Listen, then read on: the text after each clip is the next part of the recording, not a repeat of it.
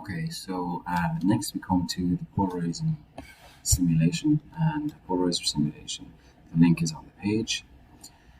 If we notice, first of all, we're starting off here on the left-hand side with incident light that we're assuming is completely unpolarized. Okay, and we can tell that it's actually unpolarized because you can see the little lines that come out of the far side of it.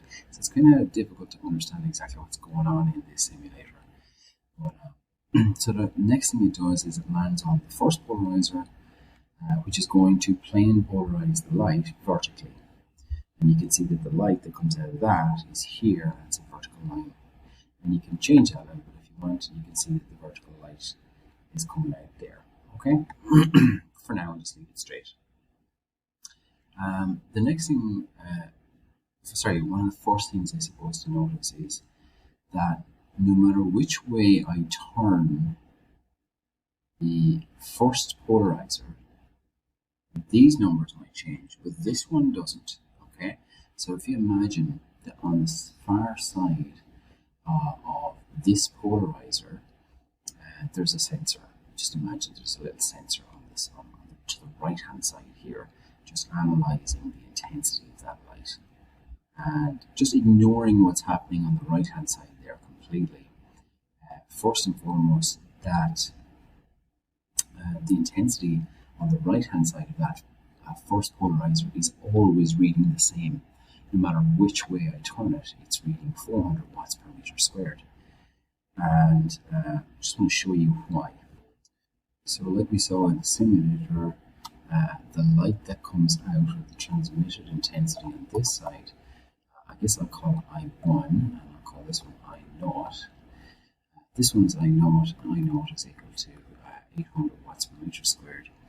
Like we saw in the simulator, no matter which way we turned it, it always turned out to be the same value after the first polarizer. The reason being that no matter which way you rotate it, let's just say right now it's vertical, just for the sake of argument. So we know that this beam of light will get through. This one will be completely blocked. The horizontal one will be completely blocked. But if I was to look at maybe this one here, well, this one has a component of its light that's in the vertical axis. This one would have a vertical component, and this one would also have a vertical component. And if you can imagine, like, this light is going in every orientation. This one would have a vertical component, and this one would have a vertical component. And by the time you sum them all up, the bit that gets through, that's already plane polarized, plus all of the vertical components, well, you wind up with exactly half, because half the light gets blocked. Half of that light is in the horizontal direction, because they might have vertical components, but they also have horizontal components. So all of the horizontal components get blocked, whereas all of the vertical components get transmitted. So that gives us the intensity on the right-hand side will always be, no matter which way we turn that first polarizer, it will always be the same. And it's a good thing to know that the intensity 1, I guess, after the first polarizer, again, assuming it's a perfect polarizer, we're not talking about efficiency here at all, it's always going to be I0 over 2. Okay, so now let's come back to our simulator again, and we'll leave that first polarizer in the vertical axis just for the sake of argument, and we'll look at what happens with polarizer number 2. So polarizer number 2, I'm going to rotate through some angle. I'll make it 30, I think I did that in class, I'll make it 35 degrees. Okay, so I'll just snip it and put it onto the OneNote here. So what I'm going to try to do now is I'm just going to try to draw it in the same way as it might appear in the question, and we'll see if we can verify it and verify the intensities that we've got here using Malus's law and using some of the math that we need to use. Okay, so I'll try to sketch this out as best I can. My own polarized light, which I naught, I'm calling it I naught, is 800 watts per meter squared. That's here on the left hand side. It then needs the first polarizer. The first polarizer is represented by this one here. What comes out of that then, of course, is going to be vertically polarized light, plane polarized light, and that winds up with 400 watts per meter squared according to my simulator.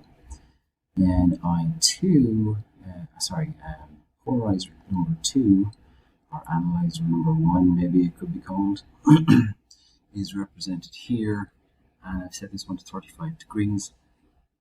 I've left polarizer number 3 at vertical as well, just to see what happens. As I realize now, it's probably a bad example, but anyway,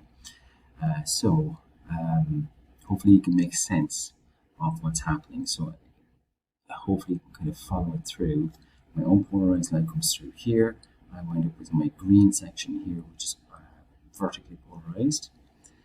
Then that green section is then incident on polarizer number 2. Out of that comes light that is polarized at an angle of 35 degrees to the vertical axis. Okay, that light is then incident, and notice how I've drawn it there. I put that light literally on the transmission axis, just to help me try to understand what angle is between the transmitted light and the axis of polarization. And I recommend you do that when it comes to doing these problems. So that angle is here, that light is here. It's now landing here, so only the vertical component passes through here, I3. Okay, let me follow through the numbers. All right. So first of all, we know that the transmitted light intensities after the first one is going to be exactly half of what the original light intensity was. So there's really no need for any formulas there. We just divide it by 2. We can then look at, so now I have plane polarized light incident on the second polarizer. Okay, so instead of trying to do it all in one line, I recommend doing it in smaller pieces. So I2, the transmitted intensity, I2 is going to be I1 times cos squared of theta, where theta is the angle between the light that's incident on polarizer number 2 and the transmission axis of polarizer number 2. So it's 35 degrees, okay? And here's where I said this is probably a bad example because I wind up with 35 degrees happening twice. But anyway, following through, so I wind up getting the cos squared of that. That's 0.671. So cos squared 35 is 0.671 of I1. Now I left I1 as far as here. I'm going to stop here. And then I can come on and I do the exact same thing for I3. Well, I3 is going to be the light that's coming out of I2, so the light that's incident on I3, if you like, on polarizer number 3, times the cosine of the angle between the incident light and the axis of transmission, the angle between those two, and again that turns out to be 35 degrees, and again this is why I probably said this is a bad example, but anyway, so we know then that is I2, and it works out to be the exact same number, okay? It's 0.671. Okay, so now I come back over here, and then the I2 is 0.671 times I1. Well, I1 was I naught over 2. Without putting in any big numbers just yet. So I naught over 2, so that winds up being half of that number there, which is 0.3355 I naught. So we know that the light intensity at this point is 0.3355 I naught. I didn't do the same thing for I3. Okay, I3 is going to be 0.671 times what we worked out I2 to be. Okay, so it's 0.671 times I2. Well, I2 was 0.3355 I0, and that winds up being 0.22512 I0. Okay, which gives me a value when you plug in 800 as being I0. So I0 is 800. Then I1 is exactly half of that. That's 400. Of course, that was easy enough. I then use this little coefficient here, 0.3355 I0. So it's 0.3355 times I0, which was 800 watts per meter squared. And that works out to be 268.4 watts per meter squared. So if I just check my simulation and see how that went. According to my simulator, it said it was 268. So I had 268.4, then obviously rounded down in the simulation. And then plugged in 800 here, hopefully you can see that. So I3 was in terms of I0 again. I put in 800 here, so that was 0.22512 times 800 watts per meter squared. And that gave me 180.096 watts per meter squared. And if I just check that off the simulator, they gave us a nice even 180. So again, they were rounding to three significant figures in that, so it was a rounded answer. So this is what I wanted you to do, what I'd like you to do, is just take the simulator, change the angles in some way, shape, or form. The only trick really is to remember that theta, when you just look at, let's say, the light that's incident on this one, theta is the angle between the transmission axis and the light that's incident on that polarizer.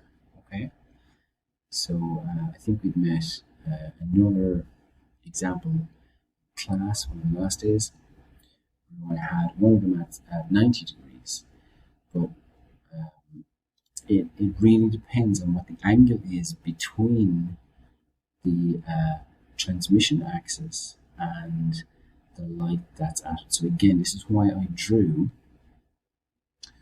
when I brought my green light through, and I understand this is not a very good picture, I redrew my light here vertically polarized. Okay, I know that there, the angle between there and there is 35 degrees. So that helps me understand that theta, the angle between the transmission axis and the incident light, is 35 degrees in this case. Okay. If I move it along, I now have light that's plane polarized like this. So again, I'm looking for the angle between the incident light and the transmission axis, and again just so happened to work out to be 35 degrees. I really think that's the only big trick that you have to do with this, is just be very careful about the angle. Make sure you have your angle right. Everything else works out pretty straightforward. Okay, I hope that makes sense. So again, just to summarize, the task is to take this simulator, use the simulator, and adjust the polarizers 1, 2, and 3, make a prediction using the formula for the light that's going to be found after each one, and then verify it using the simulator, just like I did.